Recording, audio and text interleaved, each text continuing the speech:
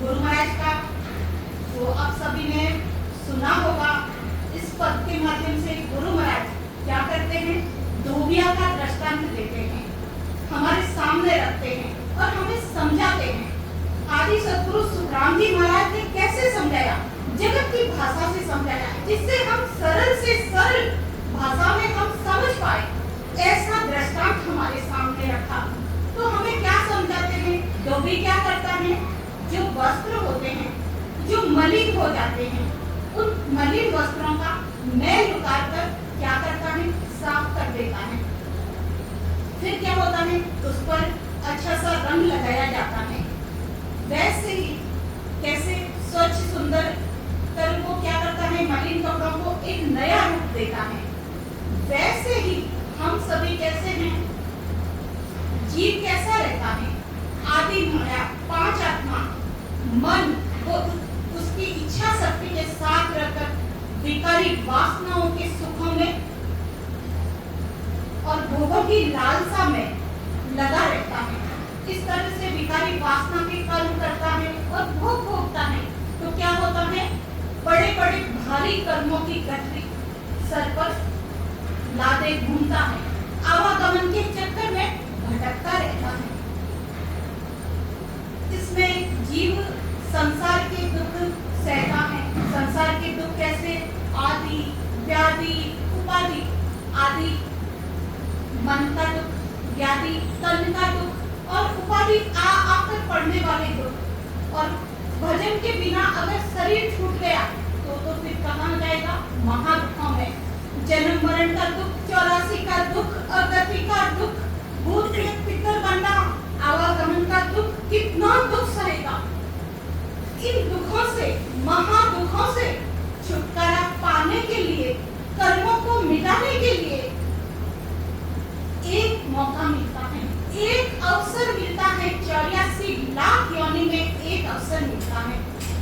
43,09,999 बार हम 84 लाख योनि में परमात्मा से प्रार्थना करते हैं, तब परमात्मा ये मनुष्य तन हमें देना, तब वो मनुष्य तन हमें मिलता है। गुरु महाराज क्या फरमाते हैं, भक्ति करते नीत मिलो है, मानव तन अवतारा, सुरपति देव सकल सोई वंश, मिले न दूरी भारा। ये देव दुर्लभ मनुष्य तन, इससे ही उस साहिब को, उस परमात्मा को भजा जाता है, उस परमात्मा के देश की प्राप्ति की जा सकती है। ये कैसी काया है, मल मूत्र की गंदी काया है। देवताओं को तो हमारी काया से बदबू आती है, ऐसी मलिन काया होने के बाद भी इस काया का बड़ा भारी पराक्रम है। गुण है, क्या गुण है कि इस मनुष्य देह से ही परमात्मा के पद की प्राप्ति की जाती है। तो गुरु महाराज क्या फरमाते हैं, अब के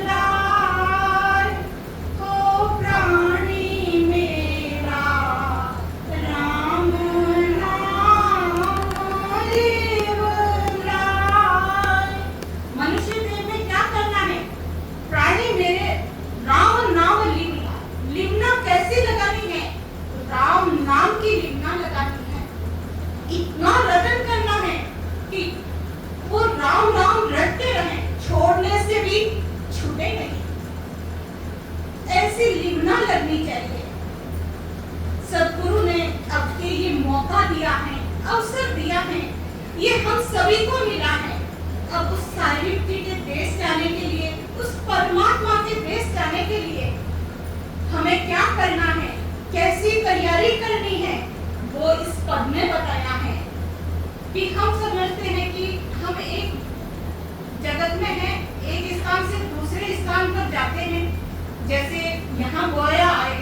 कितना सोचते हैं, पानी की बोतल ले ले, कपड़े ले ले, ये ले ले, पहले दिन से तैयारी करते हैं और हमें यहाँ पहुँचने पर कोई तकलीफ नहीं हो, ये भी हम सोच के गाड़ी का पूछते हैं, कितना करते हैं।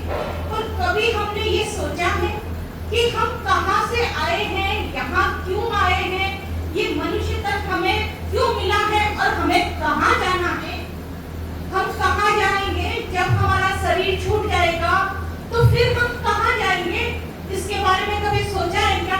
नहीं सोचते। कोई दुनिया से उठकर जाता है तो क्या सोचते हैं कि जाने वाली तो दुनिया है, हम तो कहीं नहीं जाएंगे, हम तो यही रहेंगे, यही सोचते हैं। अरे सभी को जाना है, जिसने जन्म लिया है उन सभी को जाना है, एक न एक दिन जाना है, कोई पहले जाता है, कोई बाद में जाता है, जाना तो हम सभी को है। तो हमें ये निर्णय करना है, संत सद्गुरु ज्ञान की हाक लगाते हैं, आवाज लगाते हैं कि सोचो, संभलो, समय पर संभलो, हमें कोई नहीं बताएगा इस जीव का सगा कौन है, कोई नहीं है, संत सद्गुरु ही सगा है। वो ही कहता है कि भजन करो, सिमरन करो, तुम्हारे जीव का कार्य करो, और कोई कहता है क्या? नहीं कहता है। जगत में पति कहेगा मेरे कार्य करो, खाना बनाओ, सास ससुर क्या कहेंगे, माता पिता क्या कहेंगे, तो सब रिश्ते, पास पड़ोस, कुटुंब, परिवार सब कैसे हैं? स्वार्थ के हैं। आज लत्ता मार जाए तो हम बिस्तर में पड़े रहेंगे, कोई नजदीक नहीं आएगा, 1-2 दिन रहेगा, 5 दिन रहेगा, महीना रहेगा, 2 महीना रहेगा, क्या कहेंगे? हमारे बच्चे हैं, हमें जाना पड़ेगा। कौन रहेगा? कौन है इस जीव का सखा? कभी तो विचार करो, ये जीव कैसे आया था?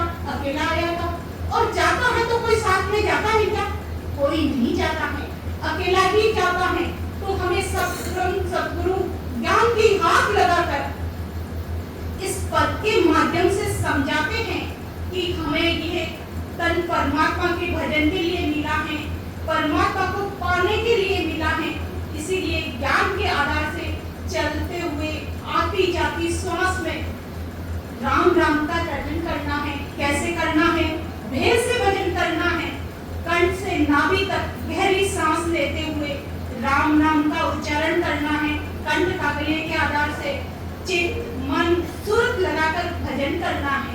तो गुरु महाराज फरमाते हैं पद के माध्यम से, धोबिया रे दरगाह जानो मोय, दरगाह जानो मोय, धोबिया रे दरगाह जानो मोय, दरगाह जानो मोय, सायब जीरा दर्शन करना, सेना सन्मुख होय, रहना सन्मुख होय। धोबिया ने दरगाह जाना हुआ है। धोबिया का शाब्दिक अर्थ हो गया जो वस्त्रों की धुलाई करता है। धोबी वो क्या करता है? वस्त्र मलिन होने पर धोबी उसे क्या करता है?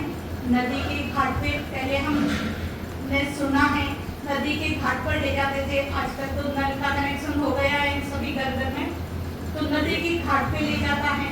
पत्थर की शिला होती है, उस शिला पर क्या करता है?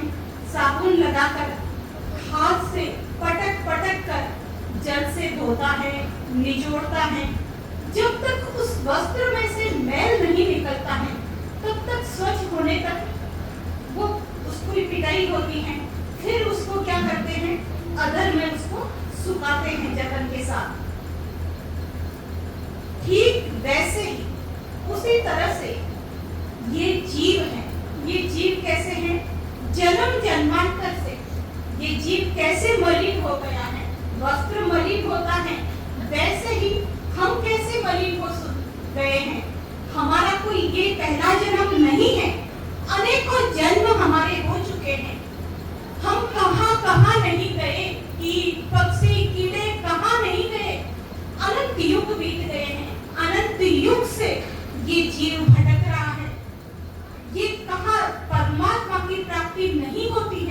तब तक इस जीव का भटकना ही भटकना होता है। अनंत युगों से, अनंत जन्मों से ये जीव भटक रहा है। इस जीव के जन्म जन्मांतर के कर्म है, कर्मों का कीट, कर्मों का कीचड़, कर्मों का कीट से ये मलिन हो चुका है। जैसे कोई बर्तन होता है, उसमें हम सब्जी बनाते हैं, उसमें तेल लगता है, बार बार लगता है, फिर वो कीट जम जाता है, तो उसको साफ करना कितना कठिन हो जाता है। वैसे ही जन्म जन्मांतर का कर्मों का कीट इस जीव पे लगा है। उस कर्मों के रहते हुए, कर्म 3 प्रकार के होते हैं, संचित, क्रियमान और प्रारब्ध। संचित कर्मों में से परमात्मा एक प्रारब्ध कर्म भुगतने के लिए एक प्रारब्ध का एक हिस्सा देकर जीव को भेजते हैं। जगत में ये प्रारब्ध लेकर आता है और उस प्रारब्ध को भोगते भोगते हम प्रारब्ध कर्म भोग रहे हैं, उससे हमें दुख मिल रहा है, तकलीफें मिल रही, जो भी प्रारब्ध हमारे हम लेकर आए हैं, और उसको भोगते भोगते कई क्रियामान कर्म हमारे जीव को लग जाते हैं। क्यों लग जाते हैं? कर्म जीव जो करत है, हर भक्ति नहीं होए, तेने चे दुख पावसी जमलोक में जाए। कर्म जीव जो करत है, हर भक्ति नहीं होए। जीव क्या कर रहा है? अपने कर्मों को तो बढ़ा रहा है, रात दिन कर्म कर रहे हैं, झूठ बोलना, कपट करना, कितने कर्म करते हैं हम। हमारा शाम को बैठ के अपना निरीक्षण करें, कितने कर्म करते हैं, कर्म की कमाई तो करते हैं, हर भक्ति नहीं हो। और परमात्मा की भक्ति के लिए कितना समय देते हैं, हम खुद का विश्लेषण खुद ही करें। हर भक्ति नहीं हो, परमात्मा की भक्ति नहीं करेंगे तो कहाँ जाएंगे? जमलोक में जाएंगे। तो बिना भक्ति, अब कर्म भी कैसे करते हैं? कर्म हम कैसे करते हैं? हंस हंस किया न छूटे रोया, किया कबाड़ा हाथा, घड़ी घड़ी दम दम का लेखा, चित्रगुप्त के हाथा। हंस हंस के कर्म करते हैं, किसी को दुखी करने में, पीड़ित करने में हंस हंस के करते हैं। तो इस तरह से कर्मों की कमाई कर रहे हैं, परमात्मा की भक्ति नहीं कर रहे हैं। तो संत सद्गुरु हमें बताते हैं कि बिना भक्ति कर्मों से अलग नहीं हो सकता। इसीलिए ये जीव दुख भोगता है, आवागमन में आता है, कहते हैं परमात्मा हमें इतना कष्ट क्यों देते हो? अरे परमात्मा कोई कष्ट नहीं देता है, परमात्मा तो दयालु है, दुख हमारे कर्मों से हमें मिलता है। तो संत सद्गुरु फरमाते हैं, धोबिया रे दरगाह जानो मोय, दरगाह जानो मोय। ये जीव क्या कर रहा है? अपने मन रूपी धोबी से कहता है। किसको बताता है? धोबी किसको बताया? मन। मन क्या है? इस जीव का जो मन है उसको धोबी बताया है। तो ये जीव मन रूपी धोबी से कहता है कि मुझे दरगाह जाना है। यहाँ दरगाह का अर्थ क्या है? खंड ब्रह्मांड से परे, माया और ब्रह्म से परे, 3 लोक और 14 भवन से परे, 3 ब्रह्म और 3 लोक 14 भवन और 3 ब्रह्म के 13 लोकों से परे उस सत्स्वरूप परमात्मा के देश जाना है। ये हमारा मनुष्य देह है, त्रिपुटी तक खंड है, और त्रिपुटी से 10वें द्वार तक हम कहते हैं ब्रह्मांड है, और 10वें द्वार से परे जो सत्स्वरूप परमात्मा का देश है, उस परमात्मा के देश, उस साहित्य के देश जाना है। अभी जैसे भाई साहब ने बताया था कि जो अखंडित ध्वनि है, उस अखंडित ध्वनि से भी परे उस सत्स्वरूप के देश में जाना है, उस परमात्मा के देश में जाना है। अब वहां जाने के लिए क्या करना पड़ेगा? जीव से हंस बनना पड़ेगा, शुद्ध ब्रह्म बनना पड़ेगा, कोरा ब्रह्म बनना पड़ेगा, कर्मों के कीचड़ से निकलना पड़ेगा। हम कैसे हैं? मैं अपराधी आत्मा, नक चक भयो विकार, तुम दाता दुख भंजना, मेरी सुनो पुकार।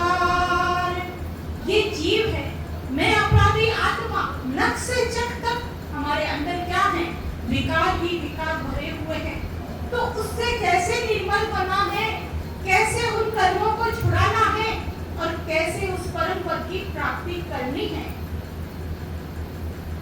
ये जीव जन्म जन्मांतर से 5 तत्वों की देह, आकाश, वायु, अग्नि, जल और पृथ्वी, इन 5 तत्वों से बना हुआ ये देह है। इसके रोम रोम में क्या विकार हैं? 5 तरह के विकार बताए हैं, शब्द, स्पर्श, रूप, रस और गंध। इन 5 विषय विकारों का भारी कीट होने से परमात्मा के सन्मुख जा नहीं सकता। साहिब जी का क्या फरमाते हैं गुरु महाराज इस पद में? साहिब जी ना दर्शन करना, रहना सन्मुख होय। साहिब जी ना दर्शन करना, रहना सन्मुख होय। साहिब जी उस परमात्मा का, उस स्वरूप परमात्मा के दर्शन करना, तो दर्शन कैसे करेंगे? इन चरण चक्षुओं से कर सकते हैं क्या परमात्मा के दर्शन? नहीं कर सकते। इन चरण चक्षुओं से हम क्या दिखाई देता है? जगत दिखाई देता है, जो माया है, झूठा है, मिटने वाला है, असत है। इस चरण चक्षुओं से हम परमात्मा को नहीं देख सकते। इन चरण चक्षुओं से तो मायावी जगत को देख सकते हैं। परमात्मा को देखने के लिए क्या चाहिए? परमात्मा को देखने के लिए वो ज्ञान की समझ, वो भेद चाहिए, वो विज्ञान हमारे अंदर आएगा, तब उस परमात्मा को हम देख पाएंगे। संसार की दृष्टि कैसी है? विकार की दृष्टि है, और ज्ञान की दृष्टि कैसी है? निर्विकार दृष्टि है। तो उस निर्विकार दृष्टि से उस परमात्मा को पाना है। उस परमात्मा को कैसे पाया जाएगा? कैसे निर्मल होना है? कैसे कर्मों को मिटाना है? वो गुरु महाराज बता रहे हैं। संत सद्गुरु की हमें देह न दिखकर उसके अंदर जो सत्स्वरूप प्रकट है, जो परमात्मा प्रकट है, वो परमात्मा दिखे, तो निजमन से शिष्य सद्गुरु का बन जाए, सद्गुरु को अंतःकरण दे दे, और सद्गुरु का अंतःकरण प्रसन्न होने पर कुदरती शिष्य के अंदर वो कुदरत कला, निज नाम प्रकट हो जाता है। देने वाले को पता नहीं कि मैंने क्या लिया है, और लेने वाले को भी पता नहीं मैंने क्या लिया है। कुदरती प्रकट हो जाता है। कंठ पर रहने वाला जीव 10वें द्वार से परे उस परम पद का अधिकारी बन जाता है। तो ऐसा है गुरु महाराज का ज्ञान, ऐसा है संतों का वो भेद। गुरु महाराज फरमाते हैं, साहिब जी ना दर्शन करना, रहना सन्मुख होय। साहिब जी ना दर्शन करना, रहना सन्मुख होय। परमात्मा को पाने के लिए शिष्य को क्या करना पड़ता है? सन्मुख रहना पड़ता है। अब सन्मुख क्या है और बेमुख क्या है? तो गुरु महाराज ने वाणी जी में सन्मुख बेमुख का अंग लिखा है, कई बार हमने सुना भी होगा। अब सन्मुख बेमुख की क्या पहचान है? सन्मुख रहना, सद्गुरु की राह पर चले, सद्गुरु के ज्ञान के आधार से चले, सद्गुरु के वाइट वचनों को, वाणी जी को सुनते ही दिल पिघल जाए, गदगद हो जाए, समाधि लग जाए। परमात्मा का नाम सुनते ही, संतों के मुख से सुनते ही भजन शुरू हो जाए, उसकी पहचान है। गुरु महाराज ने क्या पहचान बताई? पद में बताइए। मिलिया हरख बिछड़िया उदासी, हियो छिल छिल आवे रे, आनंद लोक बंदावे हंस जासी, सतगुरा जी राजस गावे रे। जो संत इस धरा पर हैं, जो परमात्मा का गुणगान करते हैं, उनसे मिलते ही क्या होना चाहिए? हरख होना चाहिए, खुशी होनी चाहिए। उनके ज्ञान, गुरु महाराज का जो ज्ञान है, जो वाइट वचन है, उस वचनों को सुनना, उस वचनों के आधार से चलना, सत्स्वरूप मिलन को सत है, प्रेम नेम बिन भारी वे। गुरु महाराज ने क्या फरमाया? सत स्वरूप मिलन को सत है, प्रेम नेम बिन भारी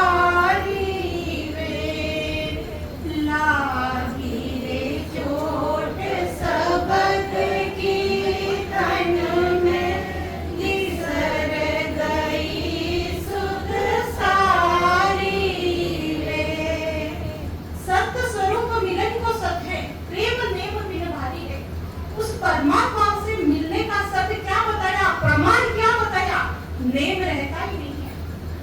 जहाँ प्रेम है वहाँ नेम नहीं रहेगा।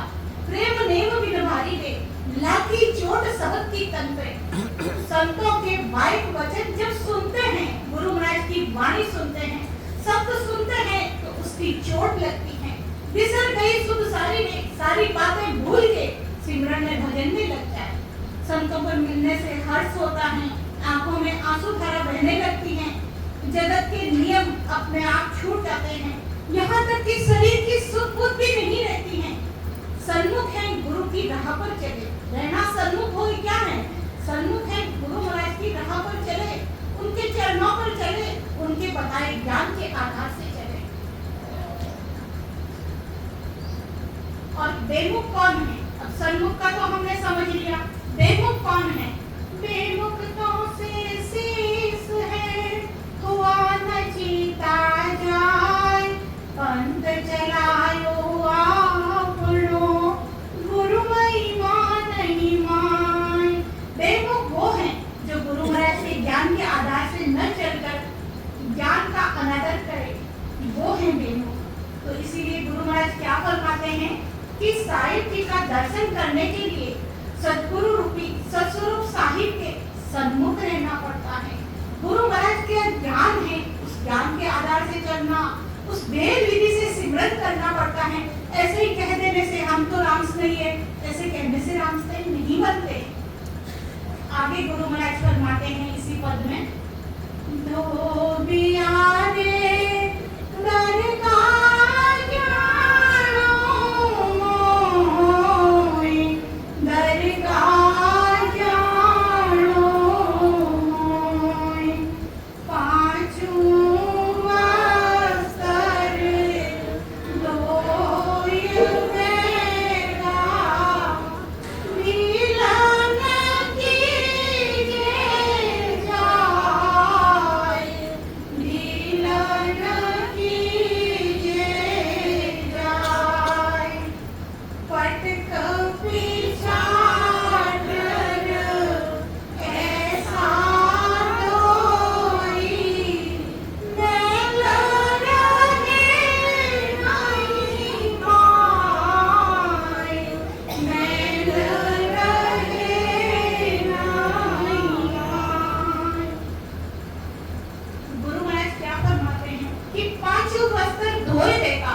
पांचों वस्त्र ये पांच तत्वों से मिला हुआ ये मनुष्य तन है, इसको धोइए, इसको निर्मल करें, इसको स्वच्छ करें, उसमें ढील नहीं करें, देरी नहीं करें कि मैं कल भजूंगा परमात्मा को। सिमरन का बताया तो था, सत्संग में गए थे, पर कल करेंगे, परसों करेंगे, एक दिन कर दिया, 10 दिन नहीं किया, ऐसे ढील नहीं करनी है। ढील न कीजिए कोई, पटक पिछाड़ कर ऐसा धोई, पटक कर पिछाड़ कर ऐसा धोना है। वस्त्र की धुलाई कब तक होगी? जब तक मैल है तब तक उसको धोया जाता है। ये जीव कब तक दुख पाता है?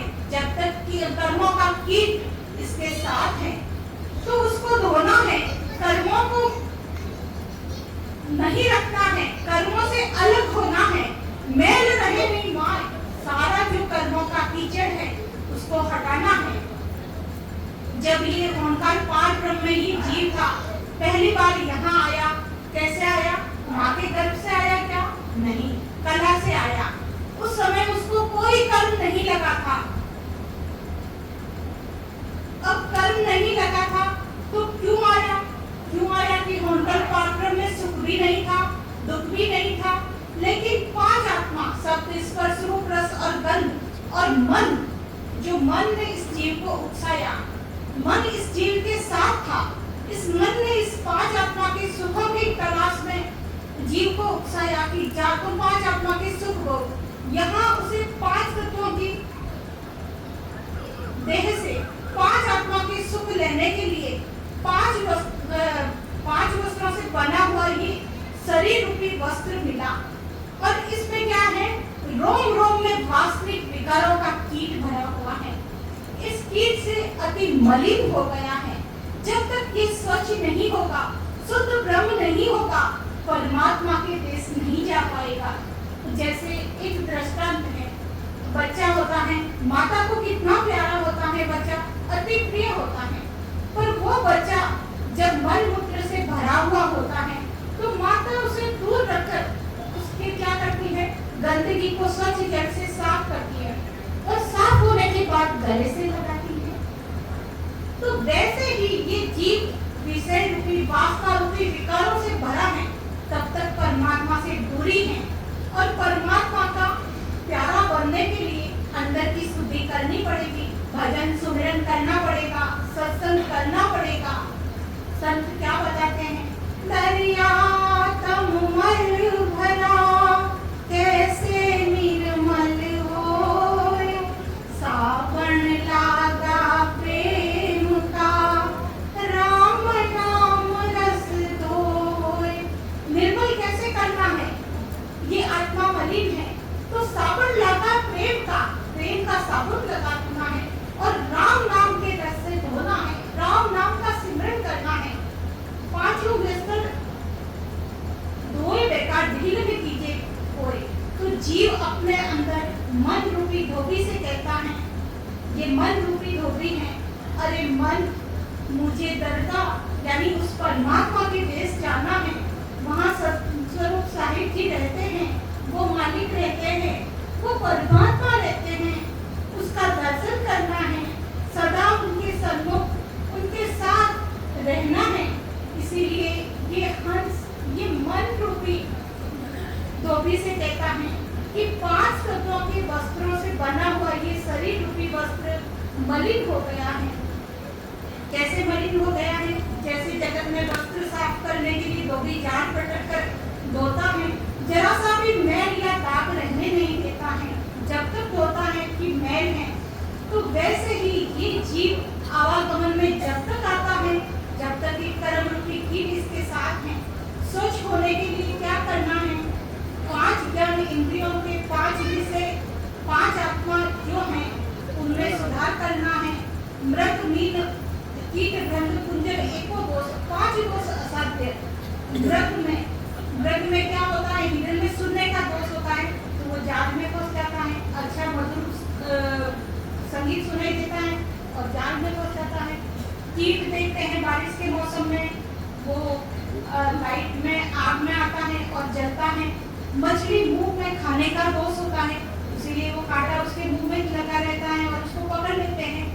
भौरा नाक के दोष, गंध का दोष लगा रहता है तो फूल में फंस जाता है और कोई प्राण त्याग देता है। और हाथी स्पर्श दोष से प्राण त्याग देता है। इन पशु पक्षियों में तो एक एक दोष है और ये सारे दोष, 5 दोष हमारे अंदर है। तो कैसे निर्मल होंगे, तो संत बताते हैं कि एक 5 छेद का घड़ा है तो उसमें पानी डालेंगे तो रहेगा क्या, बाहर निकल जाएगा। तो क्या करना है, उसको पानी के अंदर डुबा के रखेंगे ना तो कैसे पानी निकलेगा, वो भरा ही रहेगा ना।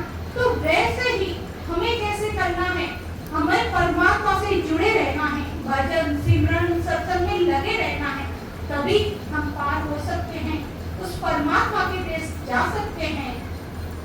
और सद्गुरु शरण से ही हम निर्मल होते हैं, क्योंकि सद्गुरु कैसा पटा लिख देते हैं, ऐसा पटा लिख देवे गुरु देवा अमर अंक मुखमाई बहुरन भोजन आवे हंसा।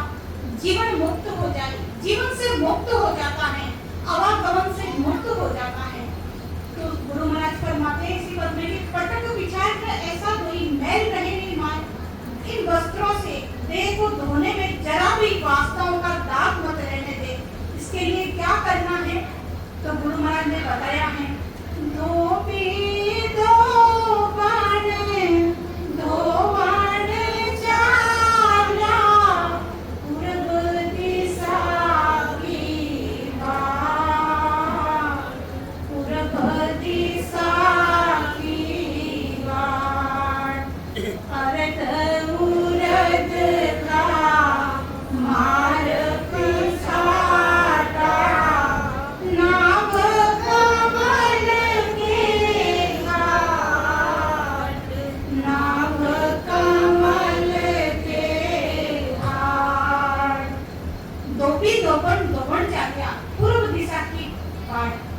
वस्त्रों को धोने के लिए क्या होते हैं, अलग अलग घाट बने हुए होते हैं। हम देखते हैं नदी पर वहां लेकर जाकर पछाड़ कर थापी लगाकर धोकर स्वच्छ करते हैं।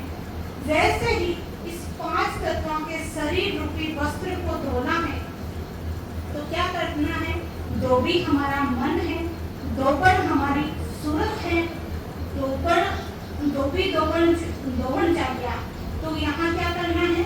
धोना यानी अंतःकरण को निर्मल करना है। तो किस तरह से निर्मल करेंगे, किस तरह से धोएंगे? भेद विधि से सिमरण करेंगे। आती जाती श्वास में इस मन को कहाँ लगाएंगे? सुरती को कहाँ लगाएंगे?